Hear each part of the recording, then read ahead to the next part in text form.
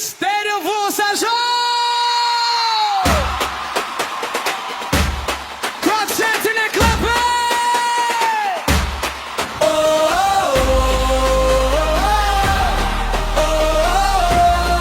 ዓለም በጉጉትና በናፍቆት የሚጠብቀው የዓለም ማህበረሰብና መላ የስፖርት ቤተሰቡና የስፖርት አፍቃሪያንን በአንድ መስኮት የሚያገናኘው የ2026 የዓለም ዋንጫም ዛሬ ሐሙስ ከሰዓታት በኋላ ይጀምራል።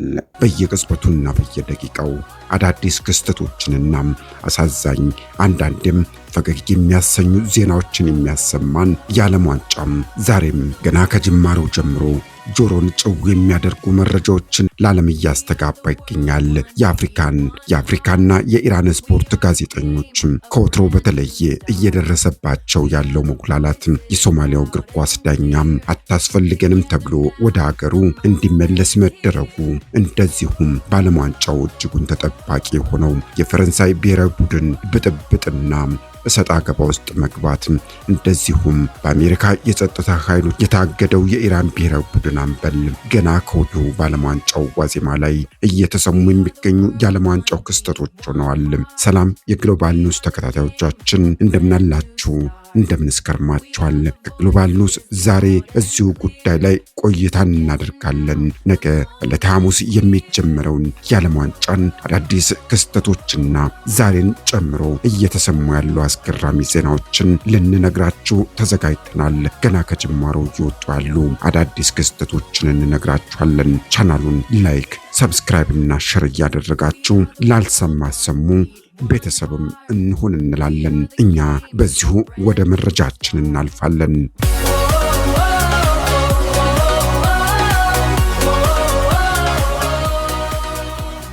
ከተመሰረተ 96 ዓመታትን ያስቆጠረው አንጋፋው የስፖርቱ ዓለም መድረክ የዓለም ዋንጫም 100ኛ ዓመቱን ሊደፍን በጣት የሚቆጠሩ ዓመታት ብቻ ቀርተውታል።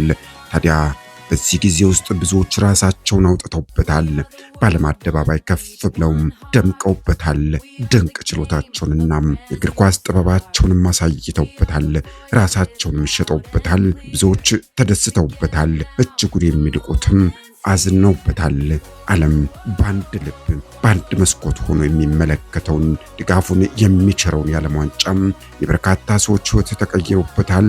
ብዙዎችም ለእግር ኳሱ ዓለም አይረሴ አሻራቸውን አኑረውበታል። እጅጉን ውብ፣ አስደናቂ፣ አሳዛኝም የሜዳ ላይ ትዕይንቶችም በተዋናዮቻቸው ተተውነውበታል። ከጅማሬው አንስቶም ባስቆጠረው ረጅም ዓመት ምናልባትም የአንድ ዕድሜ ጠገብ አዛውንትን ዕድሜ ያስቆጠረው የዓለም ዋንጫም እስካሁን በ22 መድረኮች ተጋጣሚዎችን ግንባር ለግንባር አገናኝቶም ታሪክም ተጽፎበታል። ዛሬ ምሽት 4 ሰዓት ላይ ደግሞ የ48 ሀገራት ልዑካን ቡድን በዚህ ተጠባቂ ጨዋታ ተገናኝተው ታሪካቸውን ይጽፋሉ። አይረሴ አሻራቸውንም ያስቀምጣሉ። በሜክሲኮ ስታዲየም በሚካሄደው የ2026 የዓለም ዋንጫም 1000ኛ ጨዋታ ይፋ የሚደረግ ይሆናል። በዚህኛው የዓለም ዋንጫም ሊዮኔል ሜሲና ክርስቲያኖ ሮናልዶም አዲስ ታሪክ ያስቀምጣሉ። እነዚህ ተጫዋቾች ዓለም በጉጉትና በናፍቆት በሚጠብቀው በዚህ መድረክ እያንዳንዳቸው ስድስት ጊዜ በመሳተፍ ሁለቱም የየራሳቸውን ታሪክ ጽፈው የሚያልፉ ይሆናል። ይህ ታሪካቸው ታዲያም ክርስቲያኖ ሮናልዶንም ሆነም ሊዮኔል ሜሲን ብቸኞቹ ያደርጋቸዋል። በዚህ ጨዋታም በደጋፊው ዘንድ ትልቅ ጥያቄ የነበረው በጉዳት የከረመው ሊዮኔል ሜሲ ይሳተፋሉ የሚል ነበር። ይሁን እንጂ ከአሰልጣኙ በኩል በወጣ የመረጃ ምንጭ አሁን ላይ ሊዮኔል ሜሲም ከጉዳቱ ሙሉ በሙሉ አገግሞ ሀገሩ በምትሳተፍበት በ2026ቱም የዓለም ዋንጫም እንደሚሳተፍም አሳውቋል። ከዚሁ ጋር ተያይዞም ታዲያም የሊዮኔል ሜሲ አዲሱ የስፖርት ጫማም ይፋ ይደረጋል ተብሎ ይጠበቃል። ይህ በአዲዳስ ካምፓኒ የተዘጋጀው አዲሱ የሊዮኔል ሜሲ የስፖርት ጫማም ለዓለም ሁሉ ይፋ ይደረጋል። ይህ ደግሞ የሜሲን የስፖርት ዓለም ጉዞ ለመዘከር ታሳቢ ተደርጎም የተሰናዳ ነው። ሜሲ ባለፉት 2 አስርት ዓመታት ውስጥ በርካታ የዓለም ክብረ ወሰኖችን የሰባበረ የዓለም ድንቁ ተጫዋች ነው። ከነዚህም የ22ቱ የኳታር የዓለም ዋንጫን መጥቀስ ይቻላል። በዚህ ጨዋታ ሜሲ ታሪክ ጽፎ አልፏል። ይህ የወርቅ ጫማው እንደዚህ አይነት ታሪኮችን ለመዘከር ዓላማ ተደርጎ የተዘጋጀ ነው። ሜሲ በዘንድሮው የዓለም ዋንጫ ላይ ይህንን ታሪካዊ ጫማ በመጫማት ወደ ሜዳው በመግባት ከሀገሩ ልጆች ጋር አስደናቂ ጉዞ እንደሚያደርግም ይጠበቃል። ይሁን እንጂም የ26ቱ የዓለም ዋንጫም በመስተንግዶ በኩል ገና ከጅማሬው መነጋገሪያ እየሆነ ይገኛል።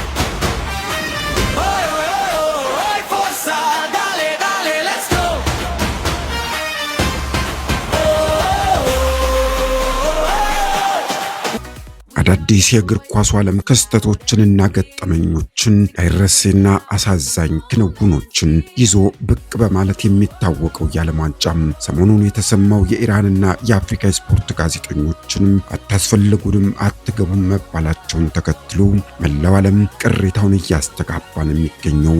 ይህ ያልተጠበቀና ያልተለመደ አዲስ ክስተት ሲሆን እግር ኳስ ከፖለቲካ የጸዳ የስሜት መገለጫ ነው ከሚለው ሐሳቡ ጋር የሚጣረሱ ሆኖ ተገኝቷል። ምክንያቱ ምንም ይሁን ምን በዚህ አስደናቂ ጨዋታም የአፍሪካና የኢራን ስፖርት ጋዜጠኞች የአሜሪካንን ምድር እንዳይረግጡ ቪዛ እንዳያገኙ ክልከላ ተጥሎባቸዋል። በዚህም ዓለም አቀፉ የስፖርት ጋዜጠኞች ማህበር AIPS የተፈጠረው ጉዳይ እንዳሳስበው ተናግሯል። ለፊፋም ደብዳቤ ልኳል ነው እየተባለ የሚገኘው። ማህበሩ በላከው ደብዳቤም የአፍሪካና የኢራን ስፖርት ጋዜጠኞች ለደረሰባቸው የቪዛ ክልከላ አሜሪካና ፊፋን በእጅጉ ኮንኗል። የስፖርት ጋዜጠኞች በበኩላቸው በቪዛ መዘግየት ምክንያት ስራቸውን ለመስራትና በሰዓቱ ወደ ስፍራው መድረስ እንዳልቻሉ እንደዚሁም በተጨማሪ ወጪ እንደተዳረጉም አሳውቀዋል። ሌላው አስገራሚ ክስተት ደግሞ የኢራቅ ብሔራዊ ቡድን አባልና የቡድኑ አምበል ለረጅም ሰዓታት መታሰርና መቆየቱ ነው። ከዓመታት በፊት አባቱ በአሸባሪነት ተይዞ የተገደለበት የኢራቁ ብሔራዊ ቡድን ካፒቴን በአሜሪካ አየር ማረፊያ ለ7 ሰዓታት ታስሮ እንደነበርም ታውቋል። ይህም ታዲያም ከፍተኛ ቁጣን የቀሰቀሰ የዓለም ዋንጫ ክስተት ሆኖ ተመዝግቧል። የአረብ መገናኛ ብዙሃን እንደዘገቡት ከሆነም የአሜሪካ የጸጥታ ኃይሎችም ከተጫዋቹ ጋር የነበራቸው ግንኙነትና የእስረኛ አያያዝም ጤነኛም አልነበረም። ተጫዋቹም ግራ እስከሚጋባ ድረስ ከፍተኛ ፍተሻም ምርመራና እንግልት አድርሰውበታል። ለከፍተኛ የስነ ልቦና ስብራትም ተዳርጓል ነው እየተባለ የሚገኘው። ይህ ተጫዋች ከዚህ ቀደም በነበረው የእግር ኳስ ዓለም ታሪኩ አባቱ በአሸባሪዎች መገደላቸው ብቻ ሳይሆን ታላቅ ወንድሙም በታጣቂዎች ተወስዶ እስካሁን ድረስ ደብዛው የጠፋበት አጋጣሚ የሚታወስ ነው። በተመሳሳይ የኢራቅ ብሔራዊ ቡድን የካሜራ ባለሙያ ወደ አሜሪካ እንዳይገባ መከልከሉ የሚታወስ ነው። ሌላው የእግር ኳሱ ዓለም አነጋጋሪ ጉዳይ የኔዘርላንድ ብሔራዊ ቡድን ልምምዱን የሚያደርግበት ስፍራም በአደገኛ እባቦች የተከበበ መሆኑ ዓለምን አጃይብ እያሰኘ ይገኛል። የብሔራዊ ቡድኑ የልምምድ ቦታ ነፍስን ሊያጠፉና እስከ ወዲያኛው ፍግም ሊያደርጉ የሚችሉ አደገኛ የእባቦች መገኛ ስፍራ መሆኑ ነገሩ ትኩረት እንዲሰጡ አድርጎታል። ተጫዋቾቹና የቡድኑ አባላቶች ጥንቃቄ እንዲያደርጉም ይጠበቃል። ክለቡ በዋጣው መግለጫም በካምፖች ውስጥም አደገኛና ቀይ ቀጠና ተብለው የተለዩ ስፍራዎች መኖራቸው ነው። በዚህ ስፍራ ለደህንነታቸው ሲሉ ወደ ተለዩ ስፍራዎች እንዳይገቡ ክልከላ ተጥሎባቸዋል። ይህ በእንዲህ እንዳለም የኢራን ብሔራዊ ቡድን መላ አባላትም ለእስር መዳረጋቸው የሚታወስ ነው። ሌላው የዓለም ዋንጫ አነጋጋሪ ጉዳይ ደግሞ የፈረንሳይ ብሔራዊ ቡድን ሲሆን ፈረንሳይ ለዓለም ዋንጫም ቅድመ ግምት ከተሰጣቸው ሀገራት መካከል አንዷ ሆና የምትጠበቅ ናት። ታዲያ በዚህ ወቅት እየወጡ ባሉ የመረጃ ምንጮች የፈረንሳይ ብሔራዊ ቡድን ጤናማ እንዳልሆነ ነው እየተገለጸ የሚገኘው። የችግሩ መነሻ ደግሞ ምባፔ ያለምንም በቂ ምክንያት የፈረንሳይ ብሔራዊ ቡድን ልምምድን አቋርጦ መውጣቱ ነው ተብሏል። ምባፔ እጅግ ከሚወደዱና ተጽዕኖን መፍጠር ከሚችሉ ተጫዋቾች መካከል አንዱ ነው። ሆኖም በዚህ ወቅት የምባፔ እንደዚህ ያልተገባ ባህሪን ማሳየት ፈረንሳይን ዋጋ እንዳያስከፍላት በእጅጉ ተፈርቷል። በስፖርቱ ቤተሰብ ዘንድም ትልቅ መነጋገሪያ ሆኗል።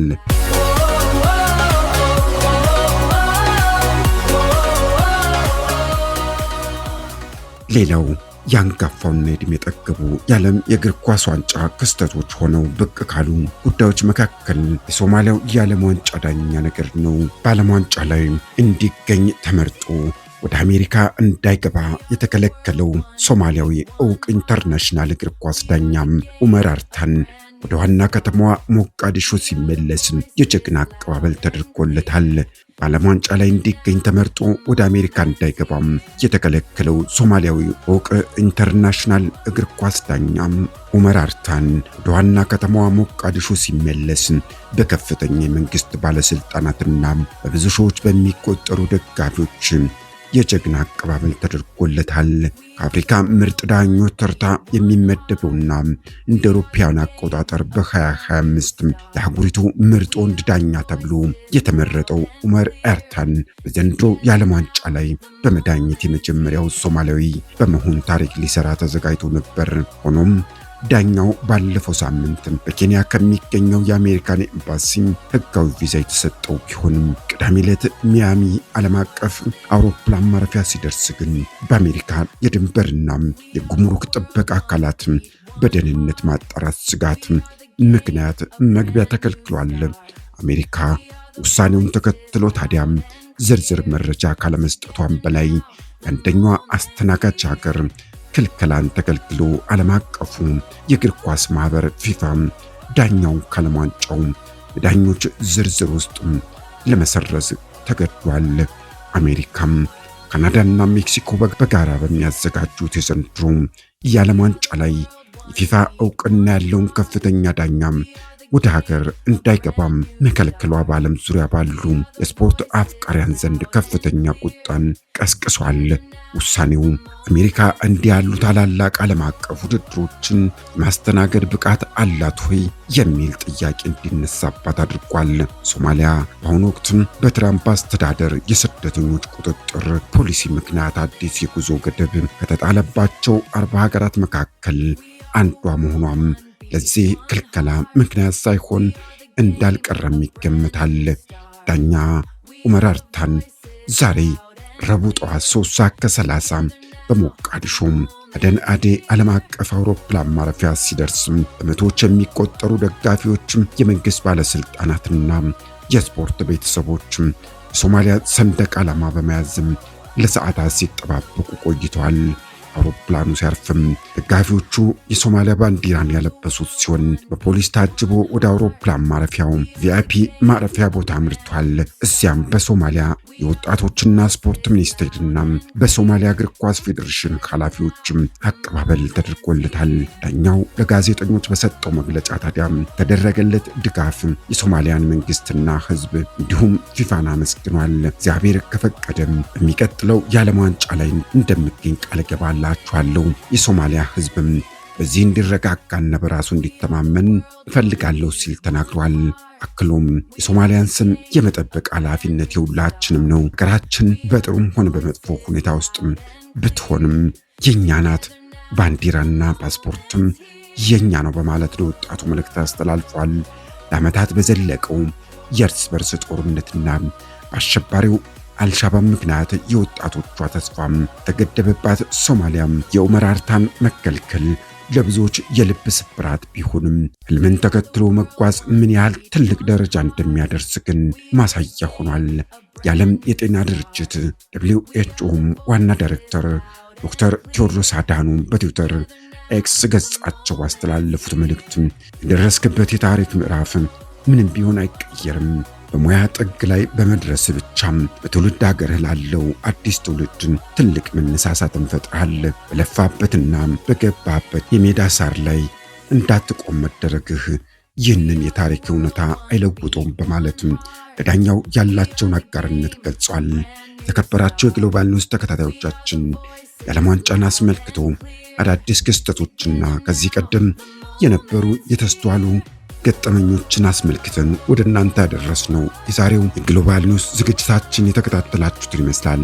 ተጨማሪ መረጃዎችም ይደርሷችሁ ዘንድ ቻናሉን ሰብስክራይብ፣ ላይክ እና ሸር እያደረጋችሁ ቤተሰብ እንድትሆኑ ጋብዛለን። እኛ በዚሁ እናበቃለን።